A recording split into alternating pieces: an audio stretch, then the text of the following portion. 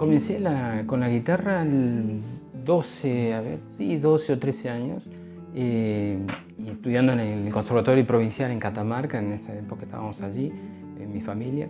Me acuerdo del primer día en que tuve la guitarra y fue la primera lección. Me parecía como algo inabarcable, ¿no? Yo era pequeño y la guitarra era muy grande para mí, en cierto modo. Los dedos míos quedaban como navegando en una inmensidad, ¿no? Pero ese sonido de las primeras cuerdas, apoyar los dedos en cada traste, ¿no?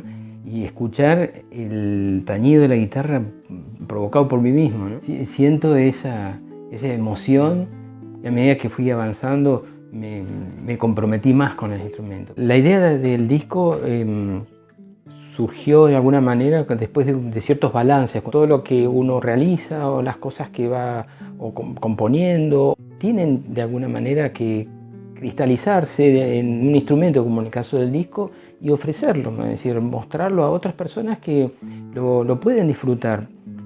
Ha sido muy cuidadoso también cada uno de los temas, tratando de que no caer en la monotonía, tratar de variar tanto en estilos como en ritmos, ¿no? Quizá en este video de Vivencias de un Adiós, que fue el rescate de una de las primeras obras, bueno, lo hago con mucho afecto, con mucho orgullo también, digamos, porque, bueno, en definitiva representa una parte también de mi vida, ¿no?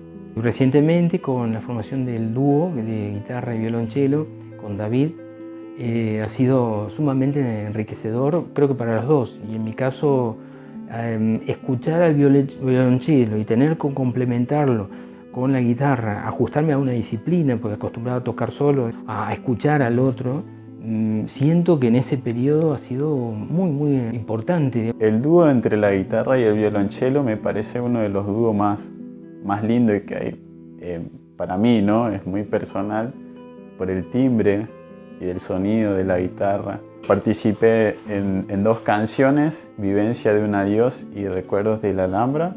En Vivencias hay una introducción, es un arreglo de Gustavo, la verdad muy bonito. Y en Recuerdos es un acompañamiento a la guitarra que va destacando el tema. La verdad me sentí muy cómodo en el estudio también, grabando, una experiencia muy linda y enriquecedora. En el disco he cuidado mucho la calidad del sonido, pensar también en el interés de quien escucha, tratar de lograr, que sería creo que el propósito de un artista, ¿no? Conmover al que escucha, ¿no?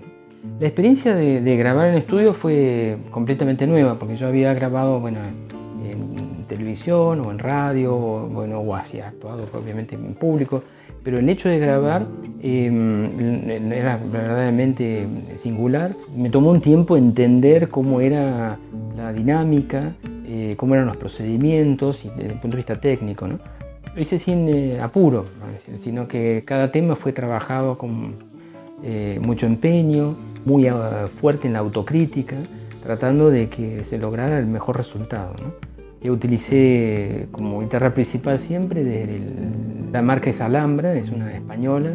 Tiene una sonoridad que ha ido mejorando a medida que la madera se ha ido asentando, ¿no? Me siento muy cómodo con esta guitarra porque además tiene amplitud entre los trastes, de una disposición y una suavidad que me permite, digamos, tocar con mucha comodidad.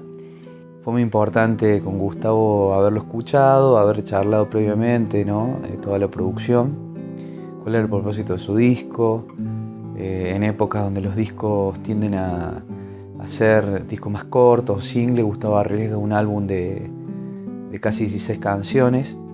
Eso relata un poco, ¿no? El nivel de acritud, de necesidad personal, ¿no? De plasmar esto en un álbum más concreto. Y bueno, poder reflejar obviamente lo que él en sus años de desarrollo tenía guardado, ¿no? Trabajé con micrófonos valvulares que toman ese calor de la guitarra española, distintas imágenes, ¿no? El centro, toma un poco lo que es caja y lo que es la sonoridad más aguda, ¿no? Hacia el centro del diapasón. Procesos también de dinámica, hacer pasarlo por el calorcito de las válvulas siempre es importante, considerando que hay mucho aire detrás de ese solista, ¿no? Ha sido un disco muy grato acompañarlo, referenciará seguramente su historia a partir de este disco. El mensaje de Kindred para mí fue, diríamos, el punto en que yo me decidía, y digo, me parece excelente mostrarse como uno es, sin pretender, digamos, sobrepasar a nadie ni competir con nadie, ¿no? También se trata de reivindicar a toda la escuela guitarrística argentina, que ha tenido grandes, ¿no? Que sería el propósito mío en seguir haciéndolo en otras ediciones, ¿no? Caso de Sinopoli o de Julio Sagreras, digamos que han dado muchísimo a la guitarra y que lamentablemente entre los guitarristas están muy olvidados y que existen obras realmente de incalculable valor que quedan ahí relegadas en favor de obras de otros guitarristas extranjeros que no llegan al nivel de los nuestros. Sí, Misceláneas tiene varios componentes, podríamos decir en bloques, pero que después se distribuyen de acuerdo a cómo se complementan entre sí. Tiene una concepción previa que es deliberadamente incluir algo argentino, nacional, de tipo folclórico si se quiere, algo de tipo melódico, romántico y otro de carácter clásico. Sea un disco que se pueda oír en la tranquilidad de la casa, en el auto o en el momento que uno crea conveniente, digamos, para de alguna manera relajarse y disfrutar.